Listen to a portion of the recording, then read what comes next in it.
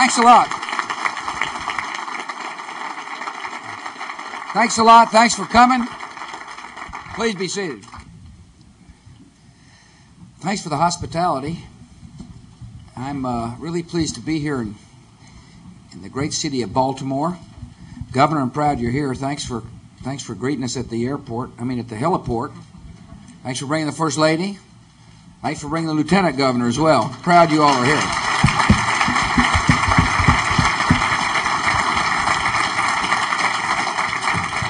I'm also proud to be with the presence of a man I still call Governor. Governor Schaefer. Proud you're here, Governor.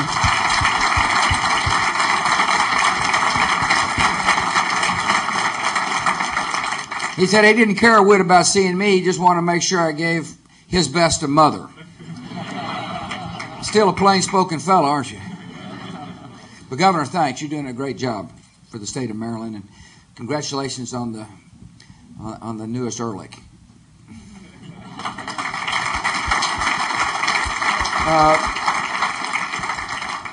Dutch Ruppersberger's with us today. Congressman, where are you?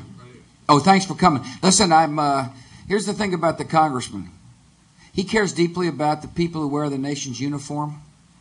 He's very much involved with programs to kind of lighten the load for our troops who are sacrificing and are working for a free world. Dutch, I'm proud of the job you've done. I know you've recently received the USO Merit Award. Well deserved, and congratulations. Thank you for doing that.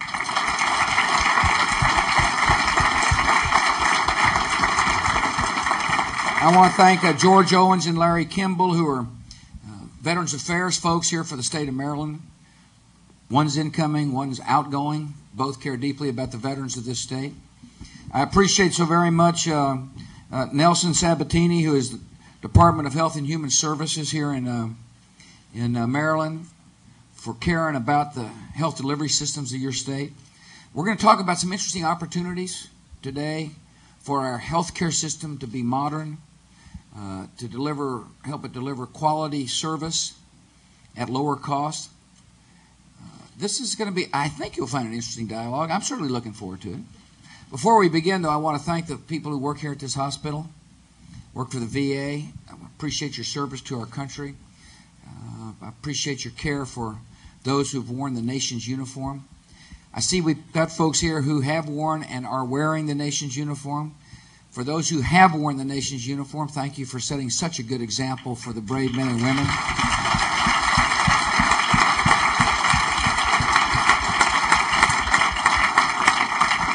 For those who are wearing the nation's uniform, I appreciate so very much your service. We're changing the world. We have an obligation and a duty to protect our country.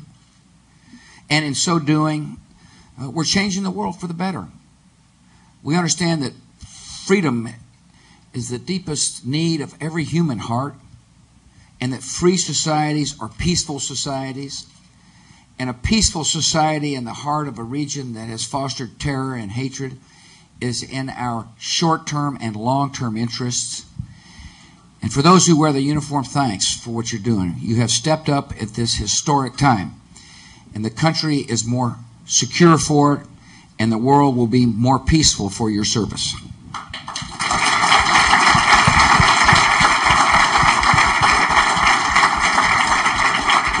Yesterday I talked about ways for us to make sure America stays a leader in the world, particularly when it comes to technology and innovation. That's what we want. We want to lead. We're not interested in following. America is a nation where the entrepreneurial spirit is strong, where the focus of the government, in my judgment, is right.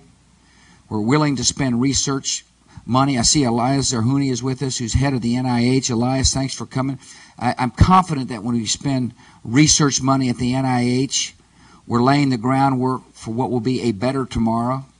Yesterday I talked about energy. One way for us to stay on the leading edge of an innovative society is to introduce ideas like the hydrogen-powered automobile, to put money behind it and research behind it, so someday, Governor, we're able to drive around with water as the byproduct, as opposed to that which is currently coming out of the tailpipes in America. It'll make us less dependent on foreign sources of energy when this technology comes to be, which is vital to make sure America is on the leading edge of technology and innovation. It'll help improve the environment. I talked about the need for us to spread broadband technology throughout our entire society if we want to stay competitive and innovative. That we got to have broadband in every household in America by the year 2007. And there's ways to do that with the government having to provide all the capital. We ought not to tax access to broadband. If you want something to flourish, don't tax it. And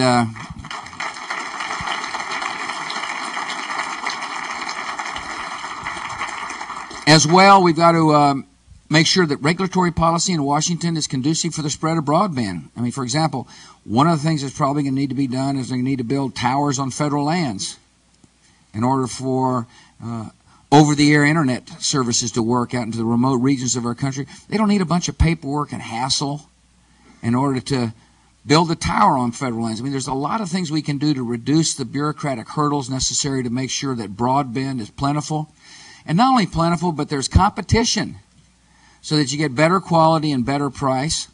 But today we're going to talk about a third avenue that's to make sure America is innovative and is a leader in the world, and that is how to make sure our healthcare system works better. And there are some fantastic ideas as to how to do that. The way I like to kind of try to describe healthcare is on the research side, we're the best. We're coming up with more innovative ways to save lives and to treat patients. Except when you think about the provider side, we're kind of still in the buggy era. I mean, I told the story yesterday of a guy in Kalamazoo, Michigan. His young daughter has a case of leukemia, and she had to see a lot of specialists, but he had to carry her files around every time she saw a specialist in order to expedite care to make sure she was getting the best care. And the healthcare industry is missing an opportunity if patients, in order to make sure they get quality care, have to carry files from one specialist to the next. It's like IT, information technology, hasn't shown up in healthcare yet. But it has in one place, in one department that you're about to hear from. That's the Veterans Department. But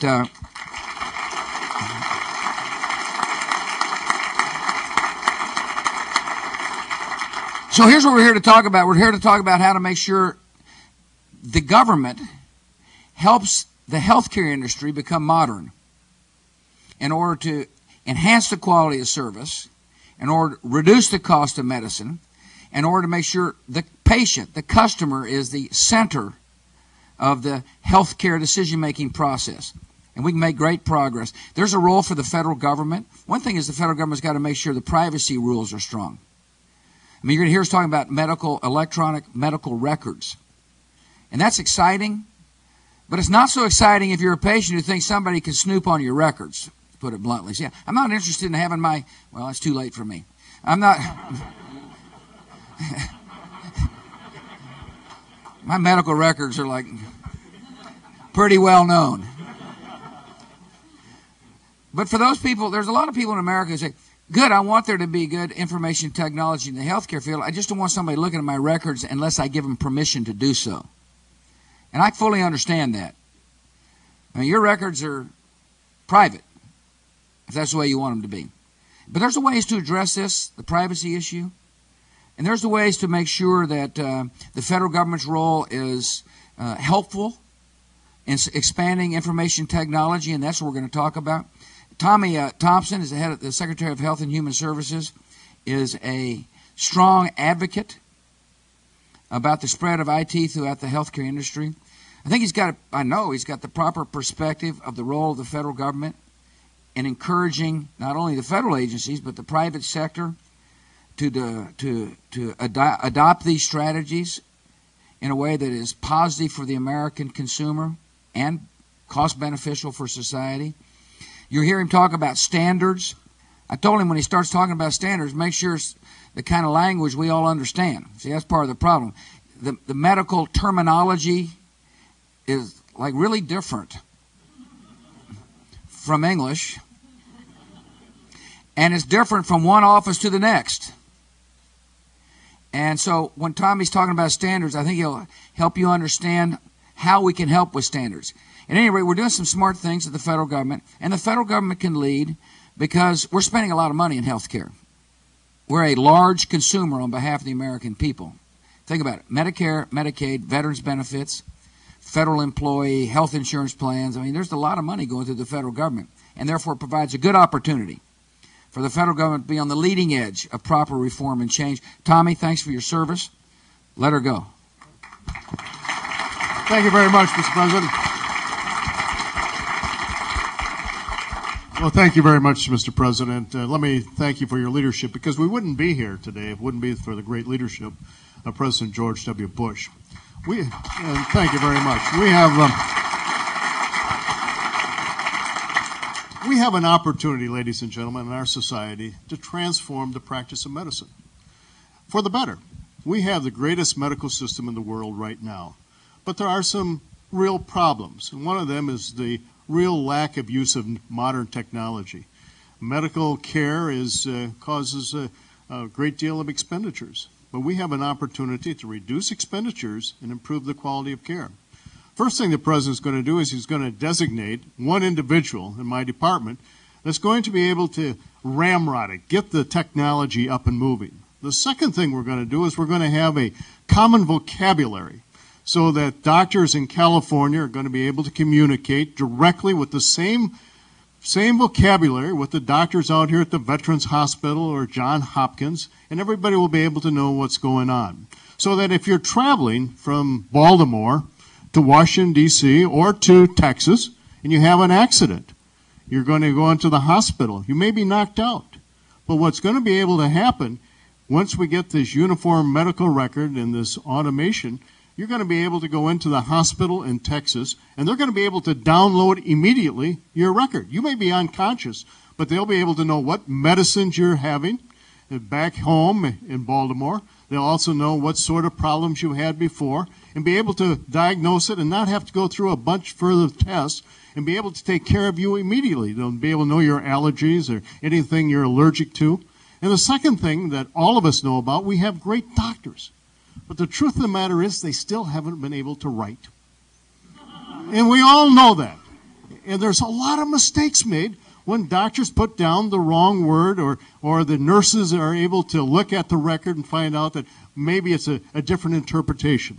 So what we're going to do is we're going to have this medical record that's going to be able to be automated, and it's going to be legible, and you're not going to have these manila folders. You're going to have this one record, and you're going to be able to, the nurse is going to be able to read what the doctor is saying, and you're going to be able to decipher it, and there will be a lot fewer mistakes. Right now, we have up to 100,000 individuals die each year because of medical mistakes. A lot of it is the wrong drugs. And we're barcoding the drugs, just like the Veterans Department is. We're going to barcode those, and we'll be able to probably reduce by 1/2 immediately with technology the cause of accidents and the cause of deaths, which is going to save dollars. And then we're going to have uniform language. We're going to have standards that everybody can buy into. There are 24 what we call domains, and what domains means is actually subjects. 24 different subjects. So laboratories are going to be able to communicate with laboratories from one area to another, maybe in the same city. And we're going to have x-rays so that you're not going to have to carry your x-rays like the President was talking about.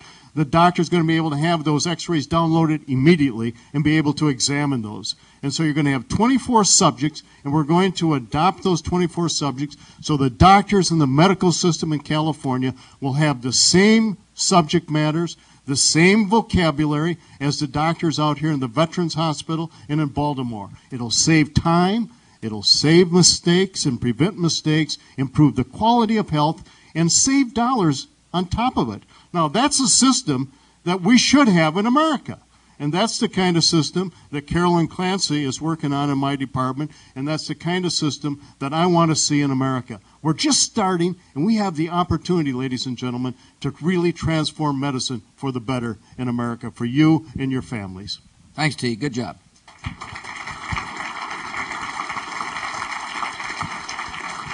It's estimated that they spend $8,000 per worker on information technology in most industries in America and $1,000 per worker in the healthcare industry. And, you know, there's a lot of talk about productivity gains in our society. And that's because companies and industries have properly used information technology. If properly used, it is an industry changer for the good. It enables there to be a better cost structure and better quality care delivered, in this case, in the health field. And yet the healthcare industry hadn't touched it except for certain areas. And one area that has is the Veterans Administration.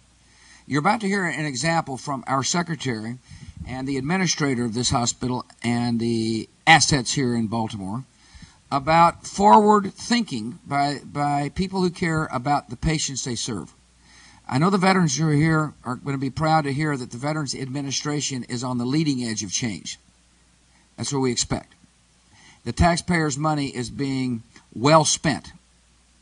And one of the reasons why the Veterans Administration is doing so well and changing kind of behavior, as well as making sure the backlog for veterans cases have been reduced, is because of our secretary.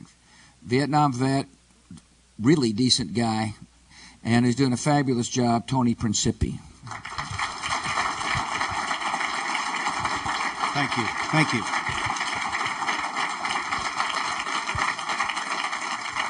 Thank you, Mr. President. You articulated a vision, and we're certainly trying to follow through. And as Secretary Thompson said, the value of information technology and the provision of high-quality, patient-focused care, safe care, efficient care, is by leveraging the power of clinical informatics. And our leadership over the years, our clinical leadership, have come to the realization that we could not afford not to do so. One in every hospital admissions, 20% of every lab test performed in American medicine occur because medical records are not available to the clinicians when and where they need them. Say that again.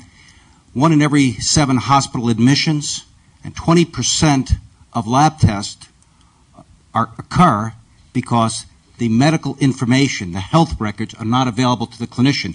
If a veteran here in the VA Medical Center in Baltimore, in the past when we were paper-driven, would go to Florida in the wintertime, the physician, as you indicated, Mr. President, would not have that record in front of him. Today, that veteran goes to Florida or any other state in the nation, at a VA hospital or VA clinic, any one of our 1,300 locations nationwide, physician, nurse can call up that medical record and make decisions as to the proper medication, whether the veteran needs to be hospitalized, and even can call up a digital image of that was taken of an MRI or a CAT scan. Another interesting statistic is that we learned back then that more than 1 in every 7 hospitalizations is complicated by medical prescription errors. More than 1 in 7.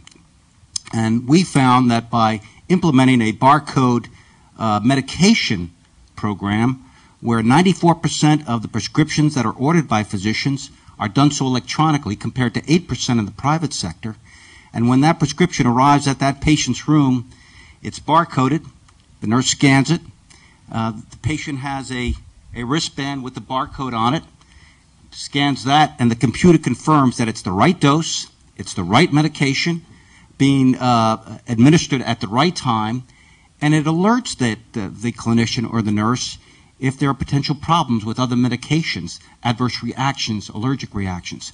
By implementing this system, Mr. President, in our facilities, we went on average about 21 medication errors per 100,000 to 3 per 100,000. So our computerized health record combined with our barcode administration program and our wonderful digital radiology where we can capture images digitally, we can store them and access them electronically, they can be read on a monitor by any clinician. All of these advancements, much of which is taking place right here in Baltimore, the leadership is here in Baltimore, have really revolutionized the delivery in healthcare. As a result, better access for our veterans to higher quality care, benchmark standards, great customer satisfaction, and Mr. President, medical inflation in the VA is the lowest in the country. So we have been able to double the number of veterans that we've treated. We've gone from 2.5 million just 7 years ago to over 5.1 million veterans treated today 50 million outpatient visits, and we've done so cost effectively, thereby expanding the reach of healthcare to even more veterans. And I'm looking forward to working with Secretary Thompson to see how we can collaborate and take this technology advances in the VA and export them to the rest of the nation. Yeah, thanks. I'm real proud of the job that you're doing here. Our job is to set the strategy. Smith's job here is to make sure they put it in place.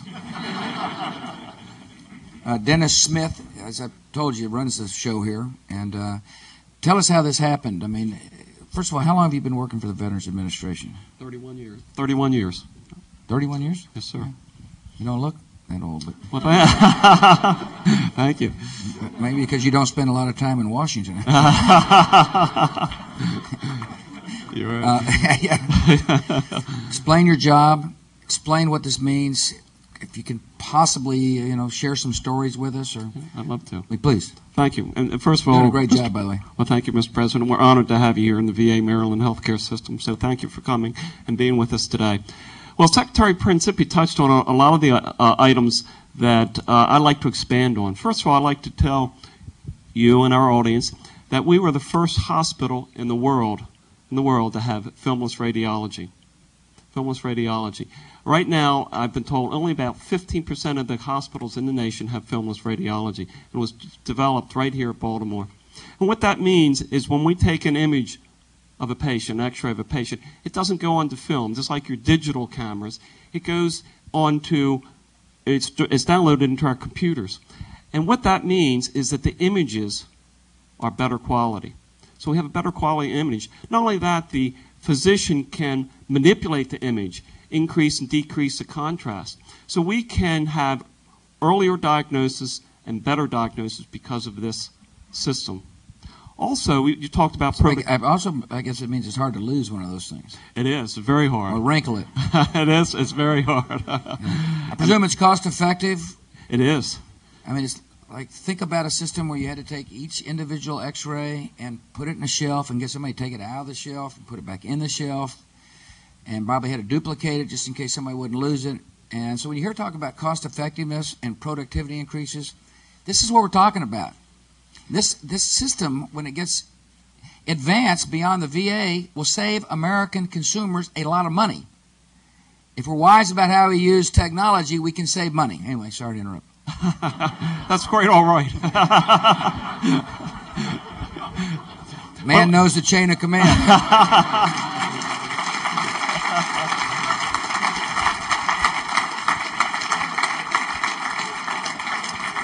Well, let me talk a little bit about productivity, because you brought that up. The productivity of our radiologists with this system, now that instead of working with film, they work at a computer monitor, our studies show productivity has increased 50%. Yeah. Our radiology technicians, their productivities increased 40%. So we're able to reduce the cost of our imaging department through this innovation. Better quality care, better diagnosis, reduced costs. So it's just amazing what we've done here. And now others are starting to follow in our footsteps. Let me ask you, was it hard to get all the records computerized in the first place? I mean, if somebody's listening out there is running a hospital in Dallas, Texas, are they going to say, gosh, this is such an overpowering startup that it makes no sense to do so? Well, with the VA, we kind of started, years ago with this. We started with physician order entry. And we had packages. We had a lab package. So we brought lab on board where the physicians would order their lab work, and that would be automated. And then we went to various other systems. So it was gradual that we did it. It is a daunting task for the hospital sector to bring in a computerized medical record all at one time. So no doubt, but it has to be done, Mr. President. We have to do it. The goal I said is most people ought to be covered within a 10-year period. So we're not like in 10 days or 10 months. Right. This is something that's going to take time to get there. Tell me about the pharmaceuticals, the distribution of drugs, the barcoding, and how has that affected patients? The VA implemented this back in 1999, so it's been around for about 5 years. And it's an interesting story because this came from one of our nurses on the line out in Kansas City who was in a store and saw the barcode they used in the store. She came back to the VA and said, why can't we do this with our medications? And from that nurse, it went right up the chain of command. They started to work on it, and bingo, in 1999 we implemented it throughout the VA. like Secretary Principi says, the medications are physician-ordered entry. So, like you were talking, they don't have to write an order anymore. It's typed into the computer. It goes to our pharmacy. So there's no more misinterpretations. I can't read this. I don't know how many he wants, so I can't read the doctor's signature. So it goes into the pharmacy, and it's inputted into the barcode administration system. We have a wristband. The nurse goes to the bedside, clicks on the wristband, and up comes all the medications that patient needs.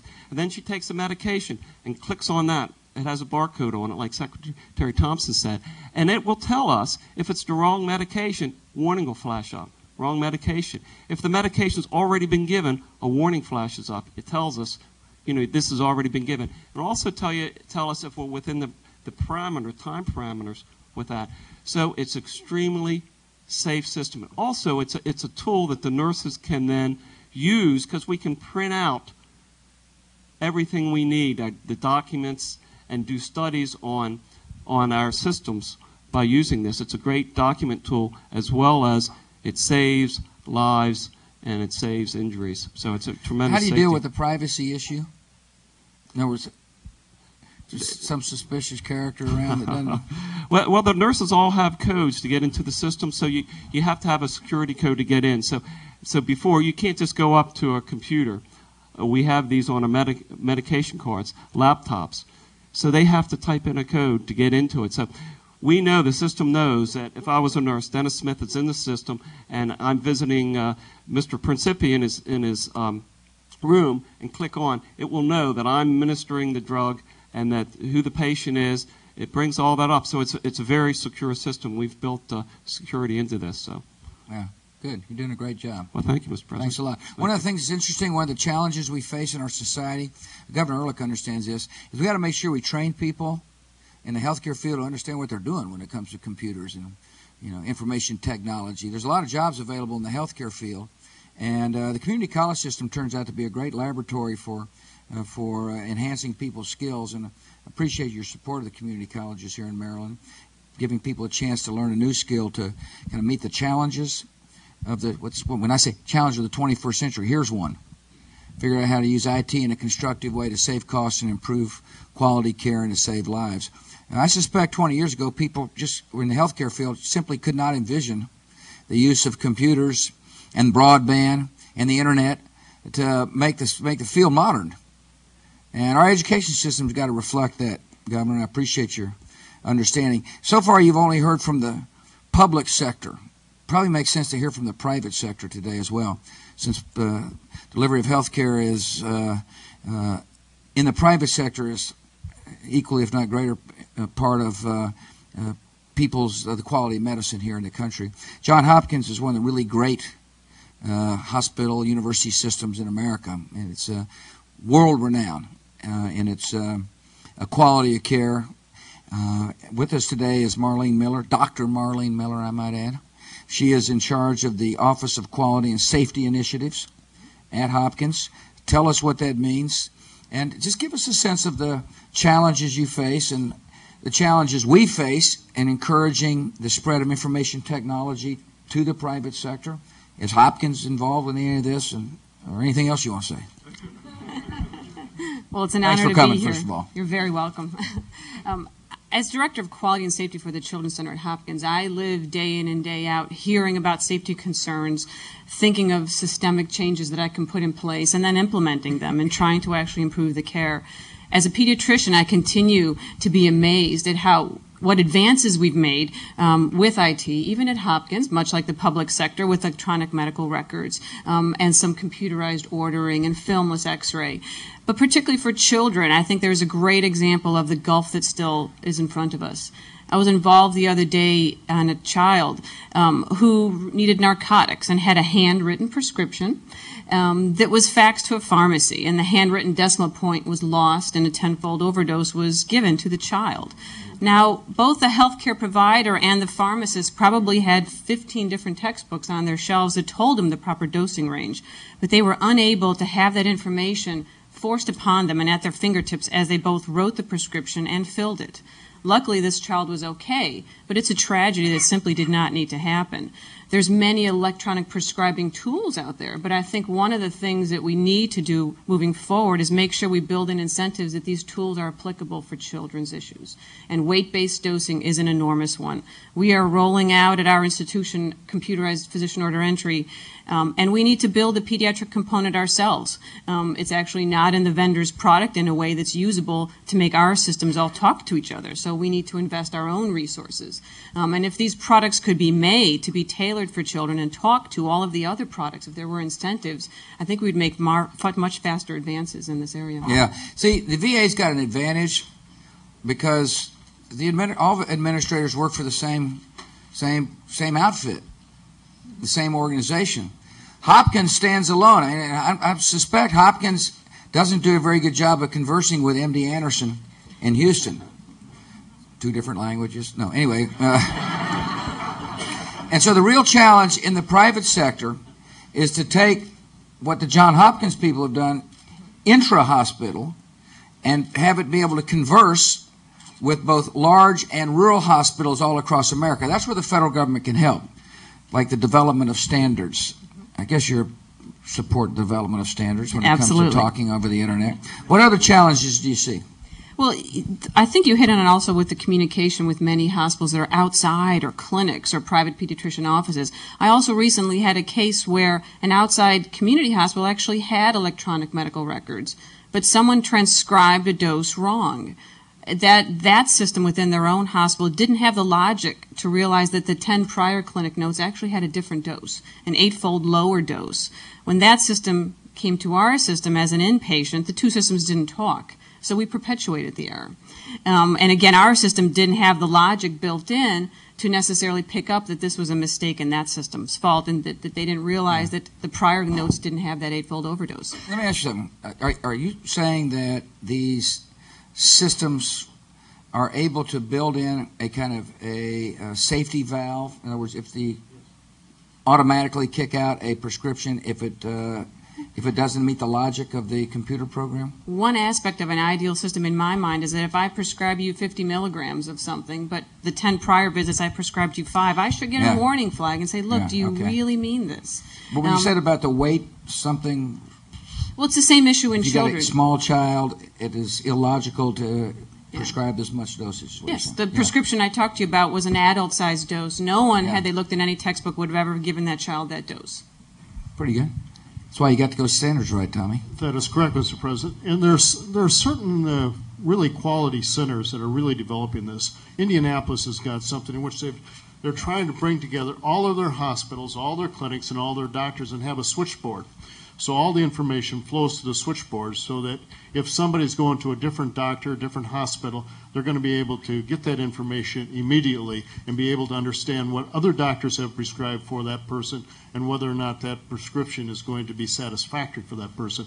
And there's several of these centers of excellence around the country that are developing these kind of switchboards. Now we have to develop the interoperability from these switchboards from Indianapolis to Baltimore to the Veterans Hospitals, the Department of Defense healthcare system, and then we could really have an interchangeable system in which the information will flow from one quality center to another and improve the healthcare. Yeah. Mr. President, we're following on what Tommy just said. We're moving beyond intra-agency. One of the first things you told me and Secretary Rumsfeld when we came into office was break down the barriers between our 2 agencies so that active duty service members have seamless access into the VA healthcare system, and we get the medical records electronically instead of having to wait to get medical records. And we're accomplishing that today. Today we can receive information right out of military medical records, and by next year, if all goes well, it'll be bilateral. We can get the information, and if DOD needs information on someone who's a veteran, who's in a military hospital for some reason, that information will be available to the clinician in a military treatment facility. So it is possible to move beyond just one organization, one agency, and export this technology. And everything we've done is in the public domain because it's federal. And the lessons that we have learned, the advances in clinical informatics are available and with the private sector. And as a matter of fact, there are foreign governments who have expressed an interest in the VA's computerized patient record system. Yeah, good. This is a big challenge for us here in the country. I mean, think of the scope of what we're talking about. I mean, we're just talking about how hospitals talk to each other. Then we got to get it so the docs are able to talk to each other. And they got to buy into this. And so the reason why we started this process now is we want to encourage insurance companies and state governments, doctors' organizations, AMA and others, to understand the great benefit for the American people by implementing information technology in the healthcare field. By introducing information technology, healthcare will be better, the costs will go down, the quality will go up, and there's no telling what other benefits will inure to our society. In other words, when we get this done, and we will, because America is a land of doers and entrepreneurs, and our goals, our job is to set the goal and then to encourage and incent people to achieve the goal. But when we get this implemented, America will remain on the leading edge of technological change. This is a kind of innovation that's practical and makes sense that will keep us to be the leader in the world. And when we're the leader of the world, it means our people have a chance to make a better living. See, when you're the leader, particularly when it comes to innovation and technology, your society improves a lot. The quality of life goes up. People's pay goes up. People in America are more likely to realize the American dream. It's essential that we be in a society of innovators and change. And this is an area where there is a huge opportunity. And I look forward to working with people to achieve this objective. I want to thank those up here who are doing a good job. Tony, you all have made us proud. I'm giving Tony the credit, but you deserve it. Thank you, Mr. President.